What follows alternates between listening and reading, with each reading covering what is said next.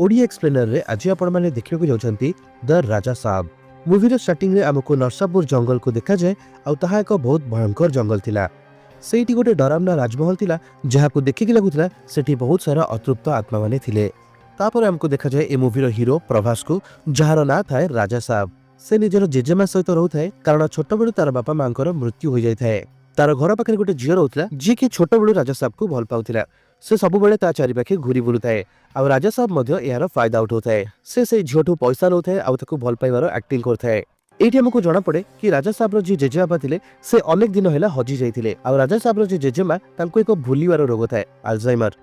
से मझिरे मझिरे सब किछि भूली जांती किंतु निजर स्वामी को से केबे भी भूली पारंती नै। से सब बेले भाबुथांती कि तांकर स्वामी निश्चय गोटे दिन फेरिकी आसीबो आ राजा साहब को से तार छोट बेलू ही ए कहानी सुनी आछी। से कहथाय कि तोर जेजेबापा गोटे राज परिवार रो बिलोंग करथिले तेनु एबे समस्त चाहुथांती कि राजा साहब को तार जेजेबापा बा तार जेजेमा को तांकर स्वामी मिली जांतु। एबे जेहेतु राजा साहब तार जेजेमा को सुनी थाए कि तार जेजेबापा गोटे बहुत भलो लोक थिले लोकन को हेल्प करुथिले तेनु से मध्य निज जेजेबापा को कथा सुनिकी बहुत इंस्पायर होउथाए। एबे गोटे दिन करीमुल्ला बोली गोटे लोक राजा साहब रो घर को आसी थाए। से निज स्त्री रो फोटो देखौ थाए किंतु एति बेले राजा साहब को गोटे कथा नोटिस हुए। एक्चुअली से फोटो रे तार जेजेमा को स्वामी माने तार जेजेबापा स्पॉट हो जांती। एहा देखि कि राजा साहब आ तार जेजेमा बहुत आश्चर्य हो जांती। एबे राजा साहब प्रॉमिस करे कि से तार जेजेबापा को निश्चय खोजी कि नेके आसीबो। एबे से सेटू हैदराबाद चली जाए आ निजर मामू को फोन करे जे कि पुलिस रे एक कांस्टेबल हिसाब रे काम करथिला। तार मामू कहे कि जदि 5 लाख टका जुगाड़ कर दबु ताहले मु सीआई सर को कहि कि तोर जेजेबापा को निश्चय खोजी देबी चारियाडे तोर जेजेबापा पोस्टर भी लगे दबा। तेणु राजा साहब भी तार एक कथा मानि जाए आ से तार गर्लफ्रेंड को बोका बने कि ताडू 5 लाख टका नै आसे। एबे हैदराबाद रे पहुंचला पारे से ता गार एक लोक सहित देखा हुए तार सांगर ऑटो बसिकी से सेठू जीवा को लगे किंतु एति बेले सेठी एक सुंदर झियो ऊपर तार नजर पड़े जे कि क्रिश्चियन रिलीजन को फॉलो करे आ आगु को जाके से नॉन हेबा को चाहताए किंतु राजा साहब ताको देखिकी लट्टू हो जाए। से भी तार पीछा करिया को लगे आ ताको फॉलो करिकी से चर्च रे पहुंची जाए। सेठी ताको जणा पड़े कि गोटे छोट झियर हार्ट ट्रांसप्लांट हेबार थाए सेति पई चर्च वाला पैसा कलेक्ट करथांती। तेणु राजा साहब सेठी 3 लाख टका डोनेट कर दिए आ कन्फेशन रूम को जाकी कहे कि गोटे झियो को से प्रथम देखा ही भल पाई जायछि किंतु कन्फेशन रूम रो आरपट साइड रे की बसतिला सेही झियो जे के नॉन हेबा को चाहतिला जार ना थिला ट्रेसी। से सब कथा सुनुथाए। एबे सेठू राजा साहब पुलिस स्टेशन को पड़े जाए आ सेठी तार पूरा कहानी कहबा को लगे। से कहे कि तार जेजेमा गंगा देवी देवगिरी राज्यर रानी थिले आ तार स्वामी कनक राजू सेठिकर राजा थिला। से एक बहुत भलो लोक थिला आ लोक माने को हेल्प करथिला किंतु गोटे थर रानी कर किछि जिंस चोरी हो जायतिला आ पर जणा पड़तिला कि ताहा सेही राज्यर महामंत्री वशिष्ठ ही चोरी करथिला आ से चोर को धरिया पई राजा ता पछरे गोडैथिले आ सेबेठु ही से गायब हे गले आ तार जेजेमा आज पर्यंत ताको खोजुछंती। एबे राजा साहब ता परदिन पुणी उतरे चर्च को जाय थाए ट्रेसी सहित देखा करिया पई। सेठी ट्रेसी तो न थाए किंतु ट्रेसी रो एक कॉल ता पाखकु आसे। से कहउथाए कि तार जेजेबापा ही ताको लुटी नेचंती कारण ताठू से 3 लाख टका तार जेजेबापा चोरी करिक नै जाइछंती। से झियो पई जो 3 लाख टका से देइथिला तार जेजेबापा ताको हिप्नोटाइज करिकी ताठू से पैसा चोरी करि नेचंती। एबे राजा साहब को भी पुलिस को 5 लाख टका देवार थाए किंतु एपटे से 3 लाख टका चोरी हो जाय थाए ता माने पूरा फुल कंफ्यूजन हे जाय थाए। एबे राजा साहब पूरा मुंड गरम हो जाय थाए कारण जो काम पई से आसीथिला से काम ही हे परनो थाए आ तार पैसा मध्ये सब याडी साइड खर्च हो जाय थाए। किंतु एति बेले सेठी गोटे झियो आसे जार ना थिला भैरवी। से ता संगे गोटे कोटी टंका लेके आसी थाए। से कहया को लगे कि तोर जेजेबापा मोर जेजेबापा को गोटे थर हेल्प करथिले आ सही पैसा को फेरे पई मोर जेजेबापा आज तोर जेजेबापा को गोटे कोटी टंका फेरैछंती। एबे भैरवी मध्ये देखिया को बहुत सुंदर थिला किंतु से पैसा केवल तार जेजेबापा को ही दबो किंतु एति बेले सेठी किछि गुंडा लोक माने से टंकार बैग को लेके सेटू पळेबा को लागंती। तेनु राजा साहब एठी को प्लान करे आ फिजिक्स को माटी रे मिसे की एक्शन करिया को लगे। एबे गोटे भयंकर इलॉजिकल फाइट सीन हेबा पारे राजा साहब से टंकार बैग को नै आसे। एबे फाइट देखि कि भैरवी मध्ये राजा साहब ऊपर पूरा पूरी इंप्रेस हो जाए। एबे सेठी राजा साहब रो नजर महामंत्री वशिष्ठ ऊपर पड़े। राजा साहब को देखि कि से खसी की पळेबा को चेष्टा करे किंतु राजा साहब ताको फॉलो करके धरि लिए। से ताको बाडेबा को लगे। से ताको पछरे कि तू सब जिंस चोरी करके नै जाइथिलु सेति पई मोर जेजेबापा तोर पीछा करथिले आ एते दिन पर्यंत से फेरी नाहंती से कोठी अछंती किंतु महामंत्री वशिष्ठ सेठी किछि अलग कथा ही कहया को लगे। से कहे कि तते तोर जेजेबापा विषय जहाँ भी किछि जणा अछि से सब कंप्लीटली भूल। से गोटे बहुत बदमाश आ गोटे लोभी लोक थिला। से तोर जेजेमार दिमाग सहित खेलुछि। से गोटे माया जाल खेळी के रखिछि जहा कि तम माने केही जानि पारुन। एबे या पर राजा साहब जेजेबापा विषय भलो भाबरे जानिया को मिले। एक्चुअली देवगिरी नामक एक बहुत बड़ राज्य थिला जोठी लोक माने बहुत खुशी सहित रहउथिले। सेठी राजा साहब जेजेमा माने गंगा देवी सेठी रानी हेकी थिले तांको सब लोक माने पूजा करथिले आ ताकर महामंत्री मु थिले। ସେଇଠି ଆମେ ପ୍ରଥମ ଥର ପାଇଁ କନକ ରାଜୁ ମାନେ ତୋର ଜେଜେବାପାଙ୍କୁ ଦେଖିଥିଲୁ। ତୋର ଜେଜେମାଙ୍କ ଉପରେ ତାର ଖରାପ ନଜର ଥିଲା। ତୋର ଜେଜେମା ଯେତେବେଳେ ମନ୍ଦିର ବାହାରେ ଭିକ୍ଷା ଦଉଥିଲେ ତ ସେଇ ବଦମାସ କନକ ରାଜୁ ତାଙ୍କର ହାତକୁ ଧରି ନେଇଥିଲା। ତେଣୁ ସୈନିକମାନେ ତାକୁ ବହୁତ ପିଟିଥିଲେ। କିନ୍ତୁ ରାଣୀ କହିଥିଲେ କି ଠିକ ଅଛି, ଲୋକଟା ଭୋକିଲା ଥିବ, ତାକୁ ଛାଡ଼ି ଦିଅ। କିନ୍ତୁ କନକ ରାଜୁର ଦିମାଗରେ ଏଇଆ ଚାଲିଥିଲା ସେ ରାଣୀକୁ ନିଜର ବନେଇ ନେବ ଆଉ ଏ ପୁରା ରାଜ୍ୟର ଧନ ସମ୍ପତ୍ତି ଉପରେ ରାଜ କରିବ। ସେଥିପାଇଁ ଏବେ ସେ ସେଠିକାର ସବୁଠୁ ବଡ଼ ତାନ୍ତ୍ରିକ ଯିଏକି କଳା ଯାଦୁରେ ସବୁଠୁ ବେଷ୍ଟ ଥିଲା ତା ପାଖକୁ ପଳେଇଯାଏ। ସେ ଅଧା ରାକ୍ଷସ ଆଉ ଅଧା ମଣିଷ ଥିଲା। ସେଠି ଯାଇକି ସେ କୁହେ କି ମତେ ଏଇ ଜାଗାର ରାଣୀ ଆଉ ଏଇ ରାଜ୍ୟ ଉପରେ ଶାସନ କରିବାର ଅଛି। ଏବେ ସେ ତାନ୍ତ୍ରିକ ଏକ ବଳି ମାଗେ ତ କନକ ରାଜୁ ଯୋଉ ଘୋଡ଼ା ଉପରେ ବସିକି ଯାଇଥିଲା ସେଇ ଘୋଡ଼ାକୁ ହିଁ ବଳି ଚଢ଼େଇ ଦିଏ। ସେ ନିଜର ହାତକୁ ମଧ୍ୟ କାଟିକି ସେଇଠି ବଳି ଚଢ଼େଇ ଦିଏ। ତାପରେ ସେ ତାନ୍ତ୍ରିକ ତାକୁ ତପସ୍ୟା କରିବା ପାଇଁ କୁହେ, ଆଉ ତାହା ମଧ୍ୟ ଏକ କୂଅ ଭିତରେ ଯୋଉଠି ଭୟଙ୍କର ରାକ୍ଷସ ମାନେ ରହୁଥିଲେ। ଏବେ ଦିନ ବିତି ଚାଲେ ଆଉ ରାତି ମଧ୍ୟ ବିତି ଚାଲେ, କିନ୍ତୁ କନକ ରାଜୁ ସେଇ କୂଅ ଭିତରେ ରହିକି ଭୟଙ୍କର ତପସ୍ୟା କରୁଥାଏ। କିନ୍ତୁ ଏବେ ତାର ତପସ୍ୟା ସଫଳ ହୋଇଯାଇଥାଏ। ସେ ତାନ୍ତ୍ରିକ ତାକୁ ଏକ ପ୍ରସାଦ ଦେଇଥାଏ, ଯାହାକି ରାଣୀ ଗଙ୍ଗା ଦେବୀଙ୍କୁ ଖାଇବାକୁ ଦେଇଦେଲେ ସେ ପୁରାପୁରି ତାଙ୍କ ମାଇଣ୍ଡକୁ କଣ୍ଟ୍ରୋଲ କରିପାରିବ। ମାନେ କନକ ରାଜୁ ଯାହା କହିବ ରାଣୀ ସେଇଆ ହିଁ କରିବେ। ଏବେ କନକ ରାଜୁ ରାଜମହଲ ଭିତରେ ବସିଯାଏ ଆଉ ନିଜର ଶକ୍ତିରେ ସୈନିକମାନଙ୍କୁ ମାରିଦିଏ। ଆଉ ଏଇଠି ସେ ପ୍ଲାନ୍ କରିକି ରାଜା ସାହେବର ଜେଜେମାଙ୍କୁ ସେଇ ପ୍ରସାଦ ମଧ୍ୟ ଖୁଆଇ ଦିଏ। ଆଉ ୟା ପରେ କଣ ହବ, ରାଣୀ ଗଙ୍ଗା ଦେବୀ ଏବେ ପୁରାପୁରି କନକ ରାଜୁର କଣ୍ଟ୍ରୋଲରେ ଆସି ଯାଇଥାନ୍ତି। ମାନେ କନକ ରାଜୁ ଯାହା କହିବ ରାଣୀ ସେଇଆ ହିଁ କରିବେ। ଆଉ ତାପରେ ସେ ସେଇଆ ହିଁ କରେ। ଧୀରେ ଧୀରେ ରାଜ୍ୟର সোনা ଚାନ୍ଦି ସବୁ କିଛି ସେ ଲୁଟି ନିଏ। ସେଠି ଯୋଉ ଦେବୀ ଥିଲେ ସେ ଦେବୀଙ୍କର ମଧ୍ୟ ଆଭୂଷଣ ସବୁ ଚୋରି କରିକି ନେଇଯାଏ। ଏ ସବୁ ଜିନିଷ ଚୋରି କରିସାରିଲା ପରେ ସେ ଗଙ୍ଗା ଦେବୀଙ୍କୁ କହିକି ଯାଇଥାଏ କି ଏଇ ରାଜ୍ୟର ମହାମନ୍ତ୍ରୀ ଏସବୁ ଜିନିଷ ଚୋରି କରିଛି, ଆଉ ଏହା କହି ସେ ସେଇଠୁ ପଳେଇଯାଏ।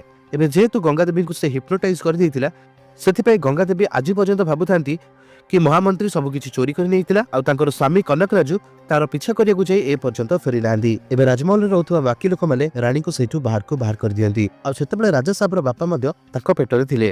କିନ୍ତୁ କିଛି ବର୍ଷ ପରେ ଖବର ଆସିଲା କି ତାଙ୍କର ପୁଅକୁ ମାରି ଦିଆଯାଇଛି ଆଉ ତାଙ୍କର ନାତି ହଉଛୁ ତୁ, ମାନେ ରାଜା ସାହେବ। ଆଉ ସେବେଠୁ ମହାମନ୍ତ୍ରୀ ରାଣୀ ଗଙ୍ଗା ଦେବୀ ଆଉ ତାଙ୍କର ନାତିକୁ ଖୋଜିବାରେ ଲାଗିଛି।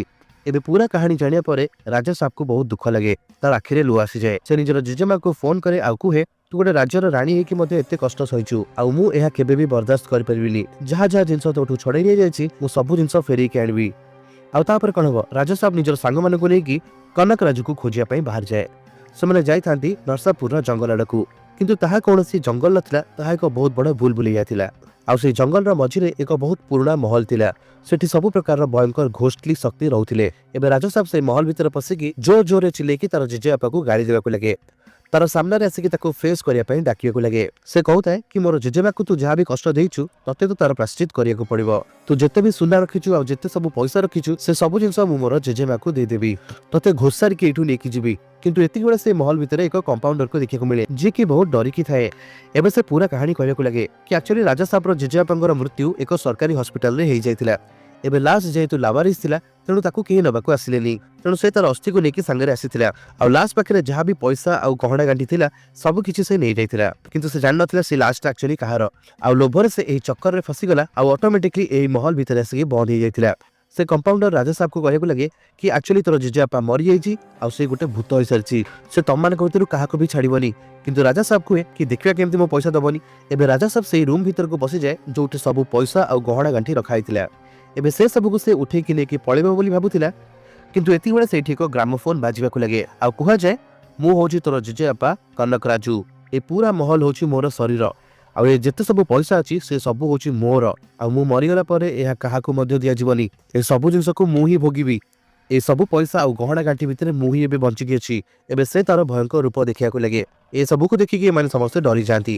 ଡରରେ ସମସ୍ତେ ସେଠୁ ବାହାରିକି ପଳେଇବେ ବୋଲି ଭାବୁଥାନ୍ତି, କିନ୍ତୁ ସଡନଲି ଗୋଟେ ଟ୍ରେନ ସେମାନଙ୍କ ଉପରେ ଚଢିବା ପାଇଁ ଆସିଯାଏ। ସ୍ଲାଇଟଲି ସେମାନେ ସେଠି ବଞ୍ଚିଯାଆନ୍ତି।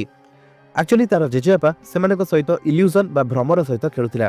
ସେ ବିଭିନ୍ନ ପ୍ରକାର ଭ୍ରମ ସେମାନଙ୍କୁ ଦେଖାଉଥିଲା। କେତେବେଳେ ଚାରିଆଡେ ନିଆଁ ଲାଗି ଯାଉଥିଲା, କେତେବେଳେ ଟ୍ରେନ ମାଡି ଆସୁଥିଲା, କେତେବେଳେ ସେ ଘର ଭିତରେ ବାଲି ପଶି ଯାଉଥିଲା। ଏମିତି ବିଚିତ୍ର ପ୍ରକାର ଜିନିଷ ସେମାନଙ୍କୁ ଦେଖାଯାଉଥିଲା। ତ ଏସବୁ ଜିନିଷ କରିକି ସେ ସେମାନଙ୍କୁ ଡରଉଥିଲା। ଏବେ ସଡନଲି ଟ୍ରେସି ମଧ୍ୟ ଆସିକି ସେଇଠି ପହଞ୍ଚିଯାଏ ନିଜର 3 ଲକ୍ଷ ଟଙ୍କା ନେବା ପାଇଁ। ଏବେ ଭୈରବୀ ଆଉ ତା ଭିତରେ ମଧ୍ୟ କିଛି ଖଟା ମିଠା ଜିନିଷ ହେବାକୁ ଲାଗେ। ତା ସହିତ ରାଜା ସାହେବର ଯିଏ ଫାର୍ଷ୍ଟ ଗର୍ଲଫ୍ରେଣ୍ଡ ମାନେ ପିଲାବେଳୁ ଯିଏ ତାକୁ ଭଲ ପାଉଛି ସେ ମଧ୍ୟ ଆସିକି ସେ ମହଲରେ ପହଞ୍ଚିଯାଏ।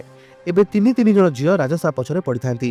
ଏବେ ଆମକୁ ଷ୍ଟୋରିରେ ଦେଖାଯାଏ କି ରାଜା ସାହେବ ମହାମନ୍ତ୍ରୀ ବଶିଷ୍ଠଙ୍କୁ କଲ୍ କରିକି କହିଥାଏ କି ଜଲ୍ଦି ଜେଜେମାଙ୍କୁ ହସ୍ପିଟାଲକୁ ନେଇକି ଆସ, କାରଣ ଜେଜେବାପାଙ୍କର ଦେହ ବହୁତ ଖରାପ ଅଛି। ଏବେ ମହାମନ୍ତ୍ରୀ ବଶିଷ୍ଠ ଗଙ୍ଗା ଦେବୀଙ୍କ ପାଖକୁ ଯାଏ ଆଉ ତାଙ୍କୁ ସବୁ କାହାଣୀ କହିବାକୁ ଲାଗେ। ସେ କୁହେ କି ଆପଣଙ୍କ ସ୍ୱାମୀଙ୍କର ଦେହ ଖରାପ ଅଛି ଆଉ ସେ ହସ୍ପିଟାଲରେ ଅଛନ୍ତି, ଜଲ୍ଦି ଚାଲନ୍ତୁ ଦେଖା କରିବା। କିନ୍ତୁ ଏସବୁ ଖବର ଜାଣିଲା ପରେ ଗଙ୍ଗା ଦେବୀ ବେହୋସ ହୋଇଯାଇଥାନ୍ତି।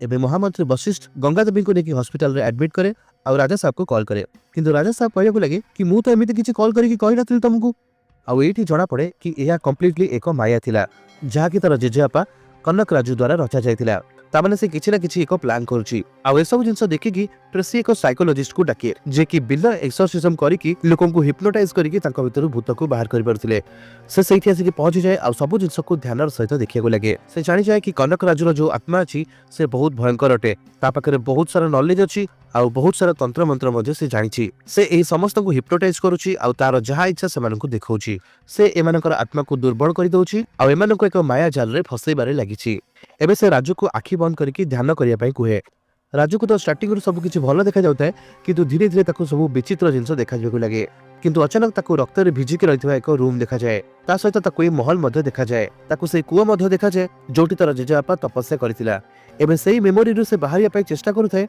किंतु कनक राजू ताको बारंबार रोकुथाय एबे से साइकोलॉजिस्ट ता ऊपर चिल्लेबाको लागे आ राजा साहब रो हिप्नोटिज्म भांगी जाए एबे साइकोलॉजिस्ट ताको कहबाको लागे कि हिप्नोटाइज बेले तोर जेजेबापा तते जो रूम को नेकी जायतिला मते सेही रूम ता देखा से रूम भीतर एक कुआ थिला जो थरे एक दौड़ी झुलिकी रहितिला से दौड़ी को टाणीबा द्वारा सेथरु डेड बॉडी माने बाहरिबाको लागंती किंतु एतिक बेले सेठी से साइकोलॉजिस्ट को कनक राजूर आत्मा देखा जाए से कुए कि तू बहुत बड़ साइकोलॉजिस्ट हेतिबु किंतु तू मो सहित खेली परिबुनी एबे कनक राजू पद्मभूषण साइकोलॉजिस्ट को तार निजर भयंकर मेमोरी सब देखियाको लागे ताकू हिप्नोटाइज करके ताकू विचलित करिया पे चेष्टा करथाय किंतु बहुत कष्ट रे से साइकोलॉजिस्ट तार हिप्नोटाइज रु बाहर को बाहरी आसे आ समस्त को कहबाको लागे कि जदि हमकु याठू जितिबार अछि ताले हमकु निजे ही हिप्नोटाइज करियाको पड़िबो आ निजको एक शक्तिशाली आत्मा रे कन्वर्ट करियाको पड़िबो ए सब कथा कनक राजूर आत्मा सुनुथाय एबे से साइकोलॉजिस्ट को एयर रे उड़ेबाको लागे आ ताकू सीधा महल रो बाहर को ले फोपाड़ी दिए एबे पुणी ए समस्त एकुटिया हो जाय थांती सेपटे हॉस्पिटल रे गंगा देवी अवस्था बहुत खराब थाए किंतु एक कथा जतबे राजा साहब को जणा पड़े